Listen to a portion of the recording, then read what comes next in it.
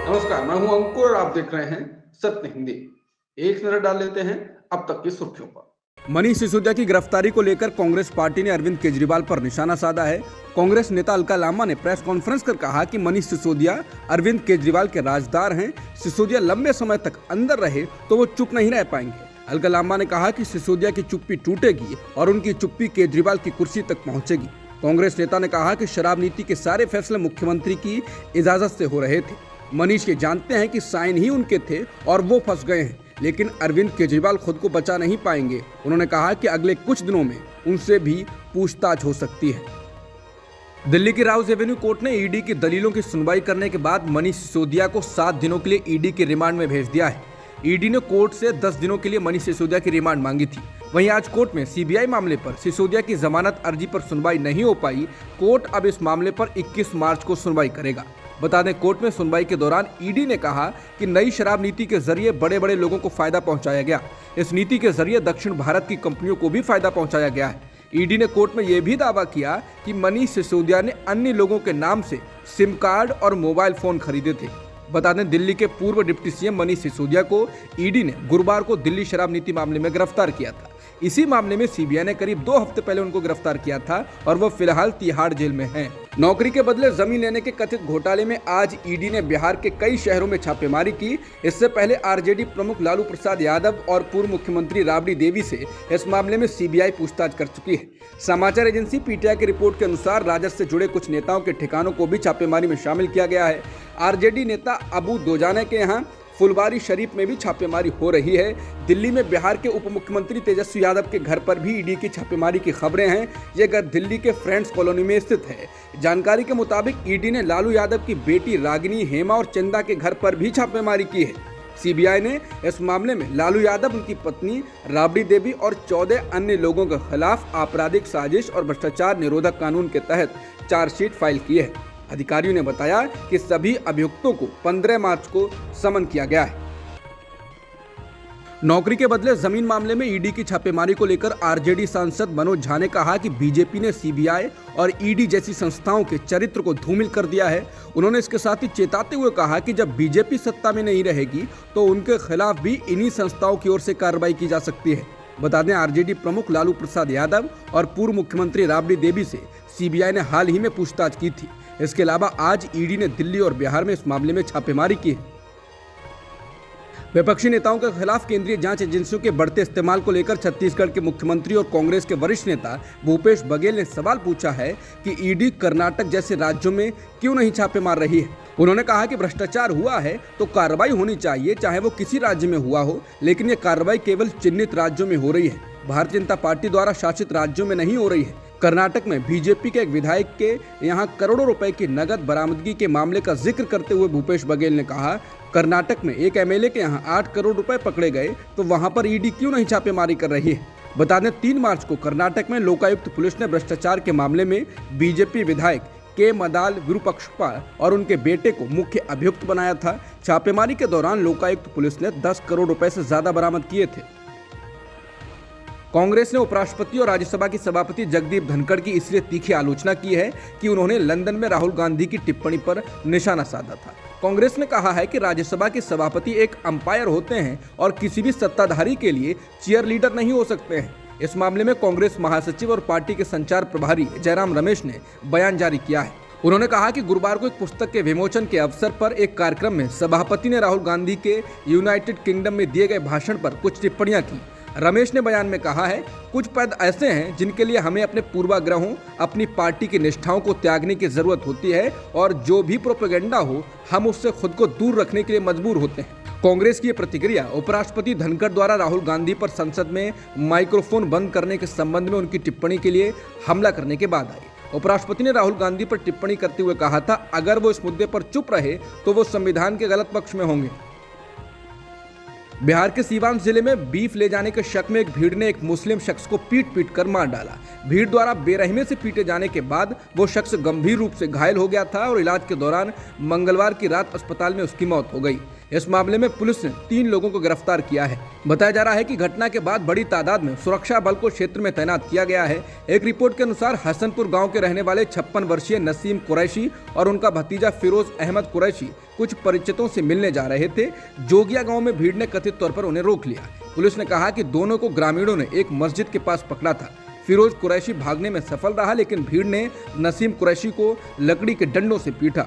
Police का कहना है कि भीड़ ने खुद कुरैशी को रसूलपुर गांव में पुलिस को सौंप दिया, जिसके बाद उन्हें अस्पताल ले जाया गया, लेकिन इलाज के दौरान उनकी मौत हो गई। न्यूज 18 की रिपोर्ट के अनुसार सारण के पुलिस अधीक्षक गौरव मंगला ने कहा, गिरफ्तार आरोपियों में सुशील सिंह, रवि शाह और उज्जवल शर्मा हैं। उन्होंने बताया कि इस कांड में कुछ अन्य आरोपियों के नाम भी सामने आए हैं जो फिलहाल फरार हैं। पुलिस उनकी गिरफ्तारी के लिए लगातार कोशिश कर रही है। कर्नाटक विधानसभा चुनाव 2023 से पहले सत्तारूढ़ बीजेपी को झटका देते हुए 4 बार के एमएलसी पुतन्ना ने बीजेपी छोड़ दी है और कांग्रेस में शामिल हो गए हैं। राज्य के 2 मंत्रियों ने भी बीजेपी की गतिविधियों से खुद को दूर कर लिया है और जल्द ही वो भी पार्टी छोड़ सकते हैं। ये सब ऐसे समय हो रहा है जब 12 मार्च को प्रधानमंत्री नरेंद्र मोदी राज्य की यात्रा करने वाले हैं। इस घटनाक्रम में बीजेपी को संकट में डाल दिया है। पुतन्ना बेंगलुरु शिक्षक निर्वाचन क्षेत्र से विधान परिषद के लिए चुने गए थे। बीजेपी ने अभी तक उनका इस्तीफा स्वीकार नहीं किया है। बहरहाल कर्नाटक कांग्रेस के प्रभारी रणदीप सिंह सुरजेवाला, विपक्ष के नेता सिद्धरमैया और राज्य कांग्रेस प्रमुख डीके शिवकुमार ने यहां कांग्रेस मुख्यालय में पुतन्ना का पार्टी में स्वागत किया। कांग्रेस में शामिल होने के बाद उन्होंने कहा कि बीजेपी में स्थिति ऐसी थी कि वो कुछ नहीं कर पा रही थी। राज्य में शिक्षकों की एक भी मांग पूरी नहीं हुई। शिक्षकों ने 142 दिनों तक दिन रात विरोध किया, उनमें से 2 ने आत्महत्या कर दी। सीएम बसवराज बोम्मई के साथ उनकी 30 से 40 बैठकें बेकार गईं। उन्होंने कहा कि मैंने अपने 20 साल के राजनीतिक करियर में ऐसा भ्रष्ट परिदृश्य नहीं देखा है। मेरी अंतरात्मा मुझे बीजेपी में बने रहने के लिए अब चुभ रही है। मनी लॉन्ड्रिंग को लेकर नियमों में केंद्र सरकार ने एक बार फिर बड़ा बदलाव किया है। नए बदलावों के बाद अब सरकार ने नॉन प्रॉफिट ऑर्गेनाइजेशंस और राजनीतिक रूप से एक्सपोज्ड लोगों को सख्त जांच के दायरे में रखने का फैसला किया है। इसके अलावा जिसके सबसे अधिक चर्चे हैं और जिसको लेकर आशंकाएं जताई जा रही हैं, वो ये है कि अब नियम में बदलाव के बाद ईडी विदेशों में काम करने वाले लोगों, वरिष्ठ राजनेताओं, राजनीतिक पार्टी के पदाधिकारियों, वरिष्ठ नौकरशाहों के साथ साथ जजों और सैन्य अधिकारियों की भी जांच कर सकती है। मतलब ईडी अब जजों के घर पर भी पहुंच सकती है। बता दें, ईडी हाल के वर्षों में सबसे अधिक इस्तेमाल और चर्चा में रहने वाली केंद्रीय एजेंसी है। विपक्ष लगातार ईडी के दुरुपयोग का आरोप लगाता रहा है। पीएम मोदी खुद संसद में इसके बहाने विपक्ष पर तंज कस चुके हैं कि विपक्ष को चुनाव के नतीजे नहीं, लेकिन ईडी ने एकजुट कर दिया। न्यूयॉर्क टाइम्स में प्रकाशित एक लेख को लेकर केंद्रीय मंत्री अनुराग ठाकुर ने तीखा जवाब दिया है और पीएम मोदी और देश के बारे में झूठा एजेंडा चलाने का आरोप लगाया है। कश्मीर में प्रेस की स्वतंत्रता पर प्रकाशित लेख को केंद्रीय मंत्री अनुराग ठाकुर ने शरारती और काल्पनिक बताया। उन्होंने एक के बाद एक ट्वीट कर कहा कि न्यूयॉर्क टाइम्स ने भारत के बारे में कुछ भी प्रकाशित करते समय तटस्थता के सभी ढोंगों को बहुत पहले छोड़ दिया था। कश्मीर में प्रेस की स्वतंत्रता पर न्यूयॉर्क टाइम्स का तथाकथित ओपिनियन अंश शरारती और काल्पनिक है, जिसे भारत और उसके लोकतांत्रिक संस्थानों और मूल्यों के बारे में प्रोपेगेंडा फैलाने के एकमात्र उद्देश्य से प्रकाशित किया गया है। मंत्री ने कहा कि न्यूयॉर्क टाइम्स और कुछ अन्य उसके जैसे विदेशी मीडिया भारत और हमारे लोकतांत्रिक रूप से चुने गए प्रधानमंत्री मोदी के बारे में झूठ फैला रहे हैं। ऐसा झूठ लंबे समय तक नहीं चल सकता है। उन्होंने कहा कि भारत में लोकतंत्र और हम लोग बहुत परिपक्व हैं और हमें इस तरह के एजेंडे से चलने वाले मीडिया से लोकतंत्र के व्याकरण को सीखने की जरूरत नहीं।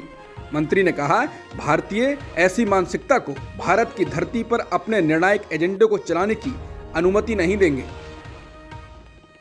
प्रधानमंत्री नरेंद्र मोदी ने शुक्रवार को अपने ऑस्ट्रेलियाई समकक्ष एंथनी एल्बनीज के सामने हाल ही में ऑस्ट्रेलिया में मंदिरों पर हुए हमलों का मुद्दा उठाया।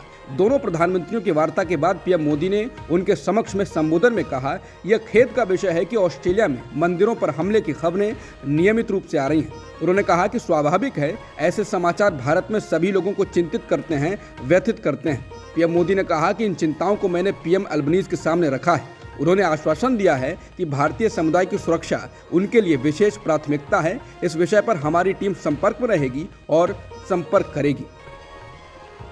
कर्नाटक में H3N2 वायरस से पहली मौत की रिपोर्ट आ गई है। राज्य सरकार ने स्वास्थ्य विभाग के अधिकारियों को बताया है कि हासन जिले के अलूर तालुक के एक 82 वर्षीय व्यक्ति की 1 मार्च को वायरस के कारण मौत हो गई।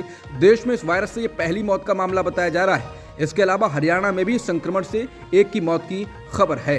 कर्नाटक से जो मामला सामने आया है उसको लेकर अधिकारियों का कहना है कि पीड़ित की पहचान हिरेगौड़ा के रूप में हुई है। उन्हें 24 फरवरी को अस्पताल में भर्ती कराया गया था और 1 मार्च को उनकी मौत हो गई। मौत के 2 दिन बाद 3 मार्च को उनकी लैब रिपोर्ट में H3N2 के संक्रमण की पुष्टि हुई। वो कथित तौर पर डायबिटीज और हाइपरटेंशन के मरीज थे।